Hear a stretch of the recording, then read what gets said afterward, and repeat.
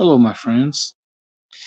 Went by the bank and got a bunch of these presidential dollars. And there's a Sacagawea 2001 Denver when they're not the ones I'm looking for, though.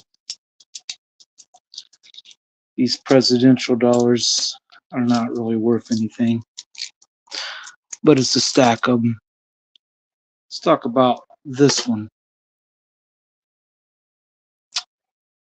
It's kind of like a proof. It's barely seen any circulation, if any.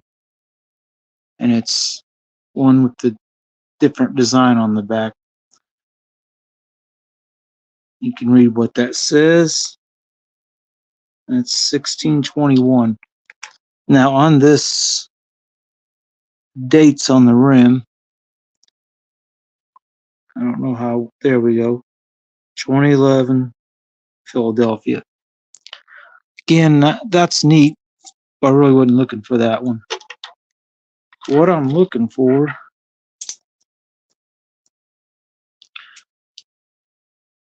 is the 2000 Philadelphia.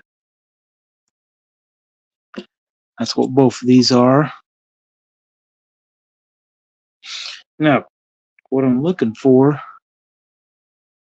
is what they call the Wounded Eagle die crack. I mean, that one doesn't have it. And thinking this one's probably not going to have it either. Yeah. No luck on that. From what I understand, there's about 100 of those.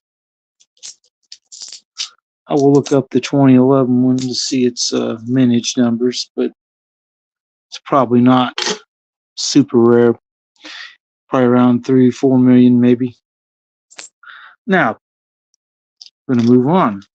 If you've seen the title, you've seen what I was saying. This is a red silk. You can see it's $3. This is in pretty good shape. A bit folded, but get a good look at Monticello on the back, which is different than what the newer ones have. This is a Series 53C. The reason why it's $3 is because it's got ink on it. Someone wrote 22 on there. And serial number's not super cool, serial number or nothing like that. It is a pretty good condition bill, though, for a $2 note. We'll pull it out so you can kind of see the condition of the paper a little bit better. And you can see the fold right here. There's kind of fold down the middle.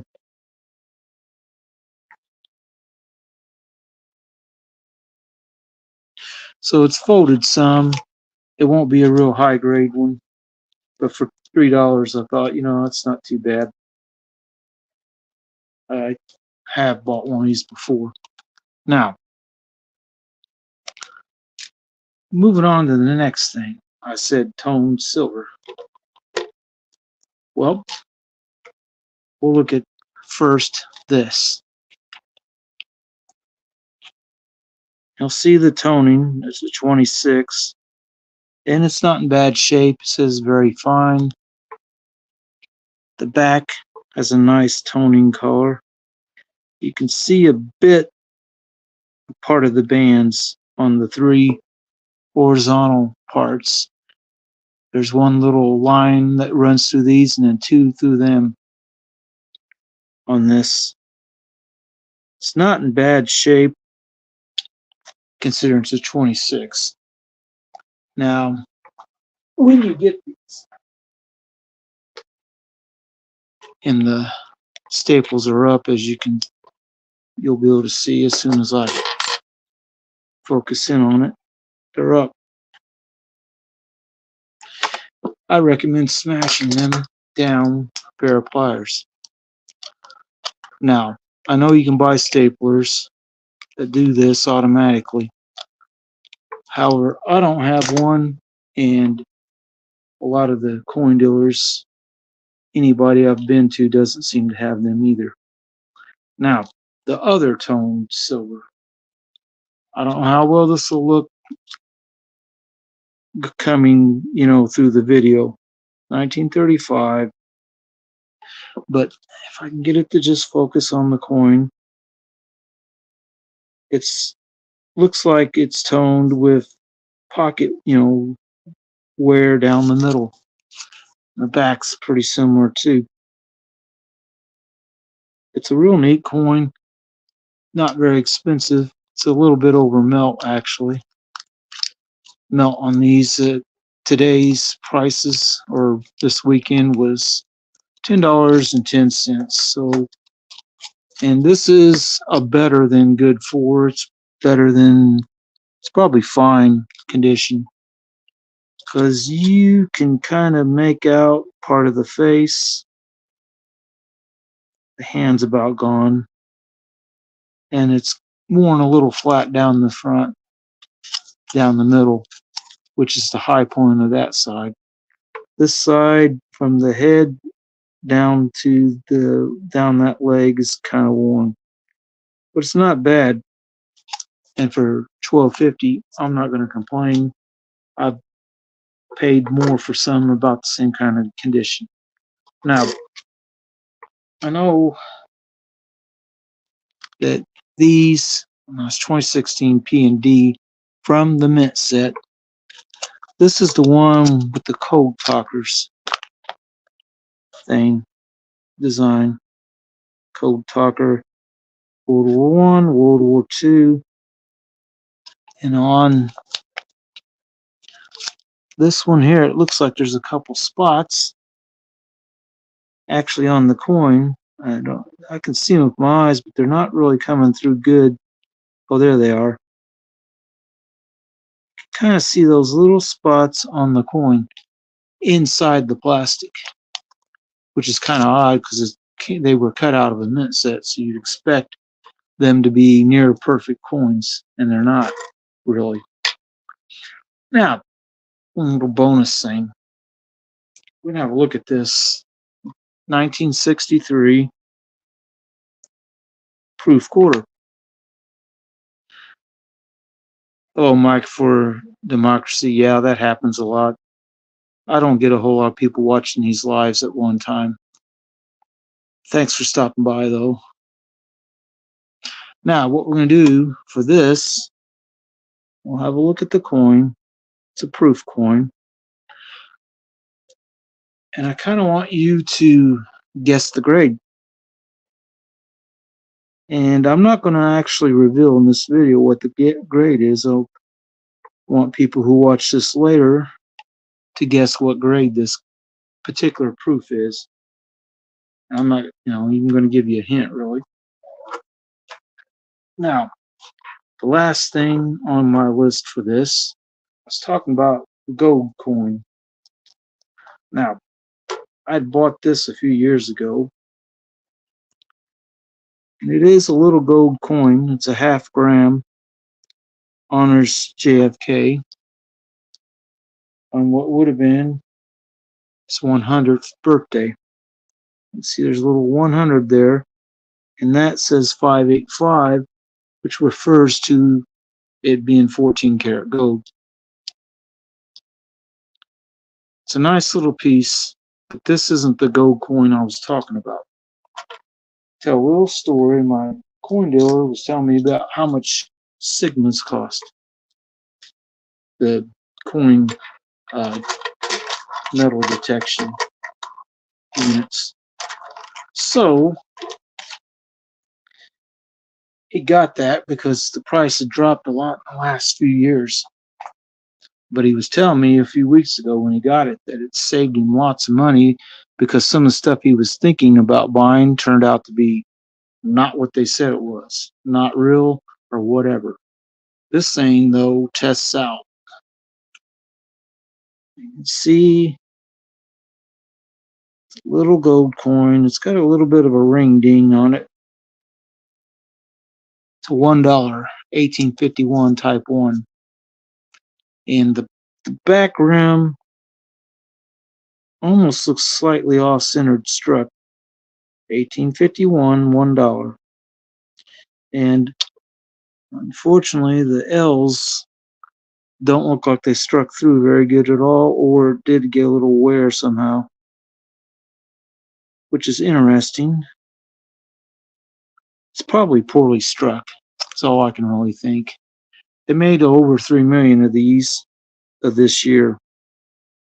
And since he got his Sigma, he was able to test some. He bought several coins that were gold all the way up into a $20 St. Gaudens coin and at least one $10 coin, and then a 5 or 2 and a few $2.50 coins plus this. Now I've got his price marked off because I want you to guess how much one of these might cost if you buy it. It's probably been cleaned. They would probably call this a certain details and put cleaned or damaged maybe because of the rim ding and that one L missing on the dollar part. But I mean,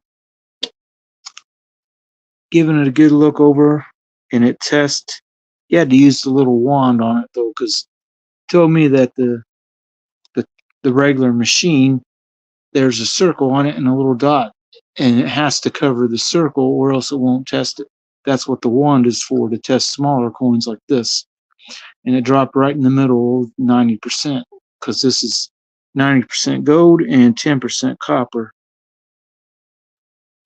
And like I said, about 3.3 million were made of this particular year. It's supposed to be 51 and 1851, that is, type 1. Kind of neat. And I sit there and thought about it for a moment and said, you know what? This is the kind of thing I should buy. All this common junk silver stuff like this, I got lots of, and I don't really need more. I only bought these two because they're kind of like matching toning, where it's dark and it kind of looks neat in real life. I don't know how well it'll come through on the video though. So it's pretty much what I have for you on this live stream. I may put this one in a card, them other ones, so it's no big deal. Now, Olympics just started, and this was Olympics 5 Balboa Republic of Panama sterling silver coin that I got a while back. It's over 1 ounce of ASW, that's silver contents, just a nick over an ounce. I don't remember exactly what I paid for it, but it's pretty close to what 1 ounce of silver is worth. And this holder is not very good. It's probably got some kind of air leak over here where it's cracked and it's letting in some moisture and it's starting to tone that edge. It's still a good size coin though, and I like Balboa's design, this design on the back here. And it does tell you right down here, 0.925 F fine. And that's what the lay percent, I guess, or whatever. But it's a sterling silver coin, pretty big, and I quite like it. But yeah, he's starting to buy some gold because he got the tester and he can test the stuff to make sure he's getting what he said. I was surprised he didn't have one from before, but he said they've dropped the price considerably. The base unit now is about $900 apparently. That's what he said, but you have to buy the cables with the little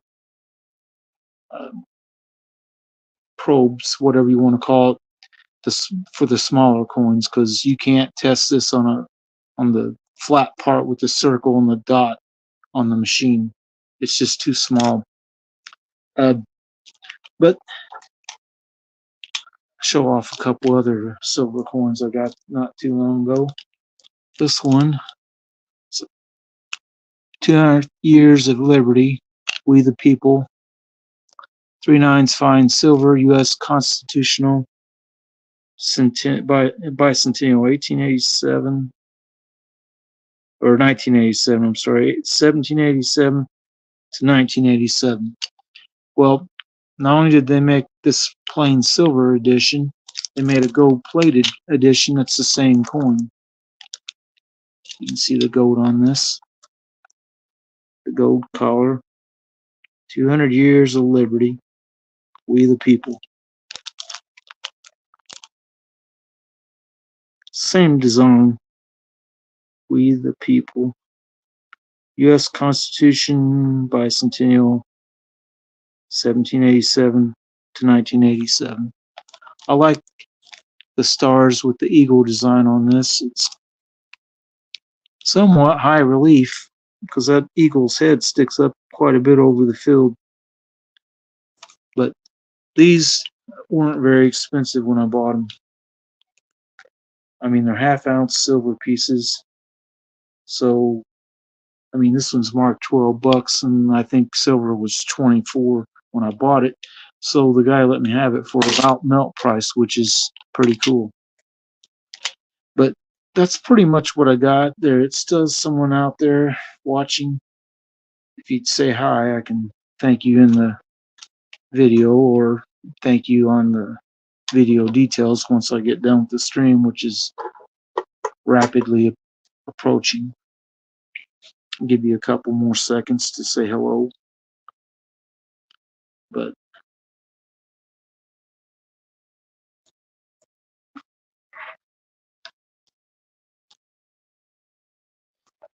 one more look at the proof. 1963.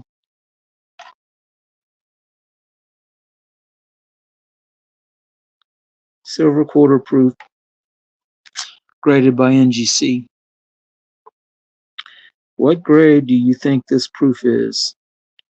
This is a 10x loop to give you a pretty decent look at it. But in these cases, it's sometimes hard to video and get because the light gets blocked by the post there, and keeping a good focus is kind of hard sometimes too. But guess the grade.